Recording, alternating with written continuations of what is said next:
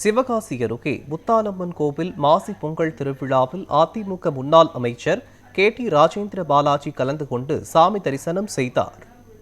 விருதுநகர் மாவட்டம் சிவகாசி அம்மன் கோவில்பட்டி தென்பாகம் ஸ்ரீ முத்தாலம்மன் கோவில் 34ஆம் ஆண்டு மாசி பொங்கல் திருவிழா வெகு விமர்சையாக நடைபெற்றது. இந்த திருவிழாவின் முளைப்பாரி எடுத்தல் நிகழ்ச்சியில் அதிமுக முன்னாள் அமைச்சரும் விருதுநகர் மேற்கு மாவட்ட செயலாளருமான KT ராஜேந்திர பாலாஜி கலந்து கொண்டு அங்குள்ள கோயிலில் சாமி தரிசனம் மேற்கொண்டார். இந்த நிகழ்வில் அதிமுக நிர்வாகிகள், பொதுமக்கள் என ஏராளமானோர் கலந்து கொண்டனர்.